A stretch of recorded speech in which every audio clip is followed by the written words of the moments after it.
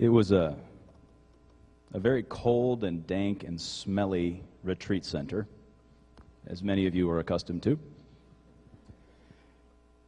The air still held the stench of burnt grilled cheese from a cook that did not take their duty very seriously. The carpet square rag rugs that were provided for our pleasure and comfort did little to make the concrete floor any more sustainable.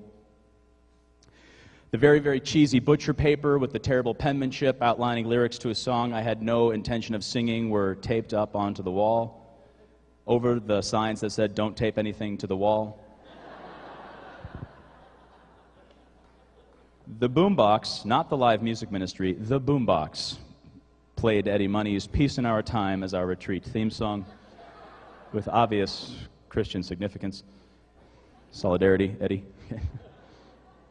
I sat in the back of the room, and the only true, sincere prayer I had uttered on the confirmation retreat at 16 years old that I was forced to attend, much to my chagrin, was, "God, get me the hell out of here." And had I had even one iota of Danny's ability, I probably could have made myself disappear. I sat in the back of the room, and I made my core members and my small group leaders' life horrible. The youth minister got up and tried his best to give spirited talks and teachings, and I mocked him with the fire of 1,000 suns. Everything he said, I mocked. I was snarky and sarcastic, and luckily for me, at 16 years old, I knew it all. And I sat in the back, growing increasingly indignant, quite annoyed, and absolutely certain that nothing this guy had to say could change my life, much less penetrate my heart. And then it happened. The very last day of the retreat, at the Mass, as I sat in the back where I usually sat, so I could get a full scope of people to make fun of. What happened then was what happened 1,000 times before, whether I was sitting in the pew or sitting next to the presider's chair as an altar boy. I'd seen it 1,000 times before. I'd heard the words 1,000 times before. I knew the formula. Just get this thing over with. And he took a piece of bread, and he raised it up into the air, and he said the words.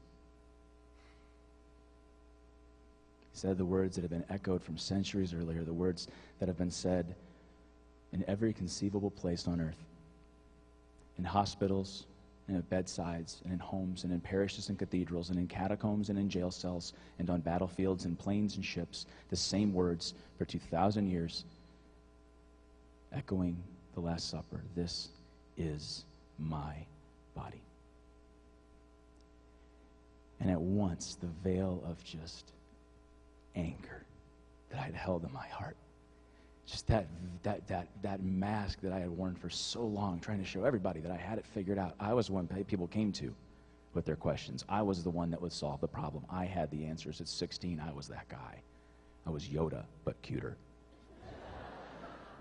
And at that moment, he held that piece of bread, and that took faith alone to believe that that was even bread. And he held it. And he said it. And just for the first time in my life, in my young and shallow and ignorant and broken life, the very first time, I looked at it, and for one split second, I mean a nanosecond, I said, in the depth of my soul, what if? What if? God, what if that's really him? What if that's really what they say it is? What if that priest's role and job and plan is not just to bore me into oblivion? What if that really is God? And I didn't go forward to receive. My entire exterior imploded, and I just buckled inward.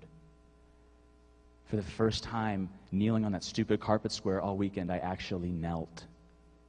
The exterior posture finally actually represented my interior posture, and I buckled into myself, and the masks fell off, and I just wept. And I didn't weep. I didn't cry. At this point, I had no daughters. I was not a crier. And I buckled in, And I was absolutely speechless. And oh, how I would love to say, and that was it. And then he had me. Oh, all the times that he charges after us and we just run for that path of least resistance, that most selfish path. The road diverges into the wood, and the steep and difficult path that leads to heaven is left completely untread, while I run down the wide and narrow HOV lane to hell.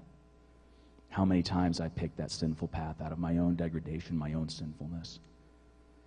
See, because the what if, that was the beautiful, beautiful beginning to this journey and this intimate encounter with God, is also the most dangerous prayer you pray once you think you know God, and especially once you work for God. What if I give you even more God? What happens then? I got nothing left. What if I say yes to this vocation? What if I say yes to this ministry? What if I say yes and I take that final step and you're not there for me? And it's most dangerous in rooms like this because you've already taken so many steps further than most are willing to go.